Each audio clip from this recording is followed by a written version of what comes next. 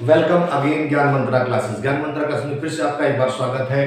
मैं quadratic equation का जो टॉपिक पढ़ा रहा था आपको, उसमें एक टॉपिक और बताऊंगा आज।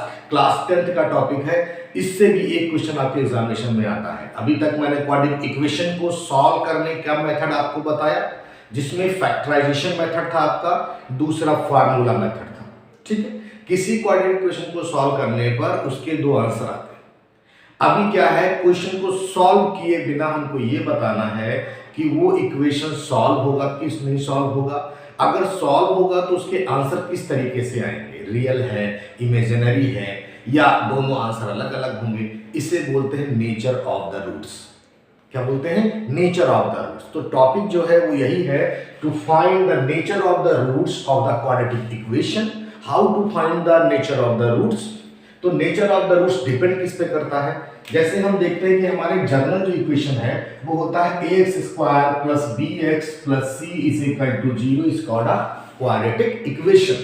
अगर क्वाड्रेटिक इक्वेशन का फार्मूला लगाएं तो x इज इक्वल टू होता है minus b plus minus under root b square minus 4ac upon 2। ये उसका फार्मूला है। ठीक है, ये मैंने आपको बताया था कि ये अगर आपको स्टैंडर्ड इक्वेशन दिया है तो इस फार्मूले का यूज करके इसका सोल्यूशन निकाल सकते हैं।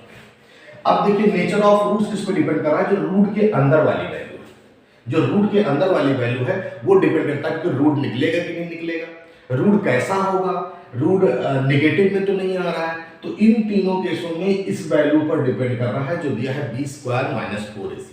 इसको बोलते हैं डिस्क्रीमेंट। एक वर्ड मैंने यहाँ पर लिखा हुआ है डिस्क्रीमेंट्स। तो डिस्क्रीमेंट को हम बोलते हैं बी स्क्वायर माइनस 4ac। इसको डिनोट करते हैं डी से। b इज इक्वल टू होता है B square minus 4ac। Root नहीं लेना, ये जो वैल्यू हम निकालेंगे ये बताएगा उसका नेचर ऑफ द रूट्स।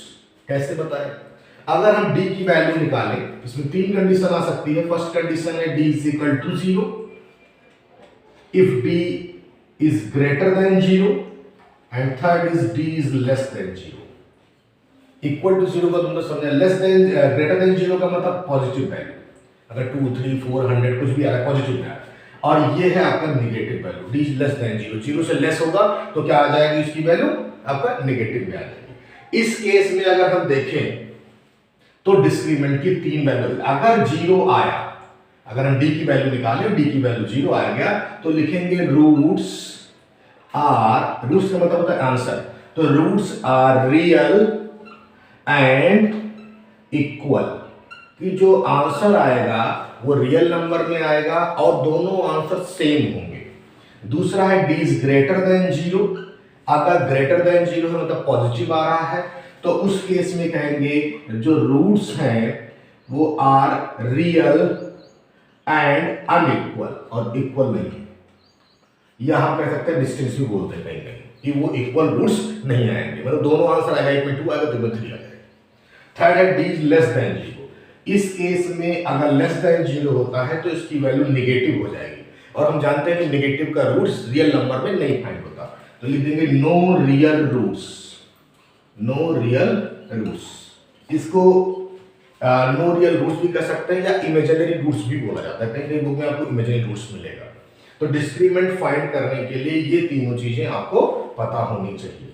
अब देखते हैं इसका यूज कैसे करेंगे, एक बार फिर समझ लेते हैं। कोई भी क्वाड्रेटिक इक्वेशन दिया गया है, फार्मूला मेथड से उसको सॉल्व किया जाता है। अगर उसको बिना सॉल्व किए उसका नेचर बताना है तो हम क्या निकालेंगे? उसका डिस्क्रीमेंट निकालेंगे। डिस्क्रीमेंट को में तीन कंडीशन दी जाती है, d is equal to 0, d greater than 0, d less than 0। b square minus 4ac की वैल्यू अगर 0 आ रही है तो हम कहेंगे वो रियल रूट्स है और इक्वल है। अगर पॉजिटिव कोई वैल्यू आ रही है 2 3 4 5 करके आ रही है तो उस केस में रियल होगा और अनइक्वल होगा। अगर लेस देन 0 दिया है तो लिख देंगे नो रियल रूट्स।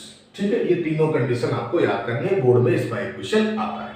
अब एग्जांपल आके देखते हैं कि रियल रूट्स कैसे फाइंड करेंगे। अब जैसे कि आपको कंडीशन लिखा रह देते हैं और एक सिंपल सा क्वेश्चन लेते हैं और कैसे सॉल्व करेंगे उसको देखते हैं। For example we take one question like given that x square plus 5x plus 6 equal to 0। ठीक है, कह रहा है find the nature of the roots. Question में क्या लिखा होगा? Find the nature of the roots. इस केस में क्या करेंगे? पहले कंपेयर कर लीजिए, ax square plus bx plus c is equal to 0।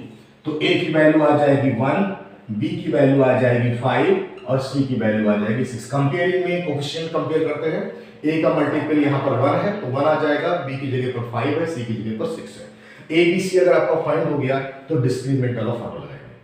तो discriminant d is equal to b square minus 4ac होता है। तो b की वैल्यू 5 दी थी तो 5 का स्क्वायर माइनस 4, a की वैल्यू 1 और 6, ये आ जाएगा 25 माइनस 24। अब इसको जो माइनस करेंगे तो वैल्यू क्या आ जाएगी 1। अगर d की वैल्यू 1 आ गई तो देखिए 0 तो आ नहीं रही है, 1 आ रही है मतलब पॉजिटिव वैल्यू आ रही है, मतलब ग्रेटर देन 0। सो अगर ग्रेटर देन 0 होगा तो आपको लिखना पड़ेगा कि वो क्या है, roots are real and unequal. तो आप लिख देंगे कि roots are real and unequal, ये आपको रीजन लिखना पड़ेगा, ये नेचर ऑफ द रूट्स है। आया समझ में? एक क्वेश्चन और लेके देखते हैं कि किस तरीके से सॉल्व कर सकते हैं उसको। लाइक आपको क्वेश्चन इस तरह से दे दिया उन्होंने, x square plus 2x plus 5 is equal to 0। पहले सॉल्व करिए, find the nature of the roots. तो nature of the roots find करने के लिए फिर से कंपेयर करेंगे x square plus bx plus c is equal to 0 से। a की वैल्यू 1, b की वैल्यू 2, c की वैल्यू 5। कंपेयरिंग में साइन के साथ लिया जाता है, नेगेटिव दिया हुआ है तो नेगेटिव ले लेंगे। अब यहाँ पर डिस्क्रीमेंट फाइंड करेंगे, b स्क्वायर माइनस 4ac की वैल्यू, b का 2 का स्क्वायर करेंगे 4 इंटू a की वैल्यू 1 है और 5 है, तो 4 माइनस 20 कितना आ जाएगा, माइनस 16। अब नेगेटिव में वैल्यू आ गई, अगर नेगेटिव में आया लिखेंगे no real roots, no real roots, ये इसका आंसर होगा। आई होप आपको डिस्क्रीमेंट निकालना आ गया होगा, डिस्क्रीमेंट नेचर लिखने का तरीका भी आपको आ गया है। अब एक टाइप का क्वेश्चन जो बोर्ड में पूछा जाता है वो क्या है, उन्होंने क्या किया बोर्ड में कि यहां पर एक कांस्टेंट लिख दिया। क्या लिख दिया, कोई कांस्टेंट लिख दिया, ठीक है। और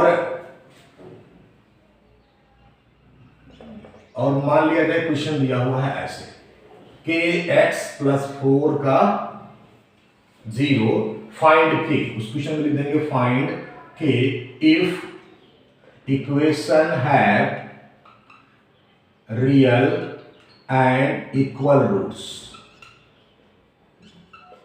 अब क्वेश्चन चेंज हो गया, यहां पर देख लेते हैं क्या चेंज कर दिया उन्होंने। आपको एक कांस्टेंट की वैल्यू निकालनी है जब वो क्या रखता हो, रियल और इक्वल रूट्स रखता हो। तो कंडीशन जिसको याद होगी उसको ही पता होगा कि रियल और इक्वल रूट्स अगर रख रहा है तो डिस्क्रीमेंट क्या होना चाहिए, 0 होना चाहिए। तो डिस्क्रीमेंट 0 का मतलब ये हो गया कि b स्क्वायर माइनस 4ac की जो वैल्यू है वो क्या आनी चाहिए, 0 आना चाहिए, पहले से बोल दिया उसने। अब वैल्यू रख देते हैं, कंपेयर करेंगे तो एक इसका कंपेयरिंग दिखाएंगे, तो a की वैल्यू 1 है, b की वैल्यू k है और c की वैल्यू 4 है। इसमें पुट कर देते हैं, b की वैल्यू k है तो k का स्क्वायर माइनस 4, a की वैल्यू 1 और c की वैल्यू 4, तो k square minus 16 is equal to 0, then k is equal to k square is equal to 16 और k की वैल्यू अंडर रूट 16 आ जाएगी। Then we find k is equal to plus minus 4। तो ये जो आपकी k की वैल्यू पूछ रहा था वो k की वैल्यू आसानी से फाइंड हो जाएगी।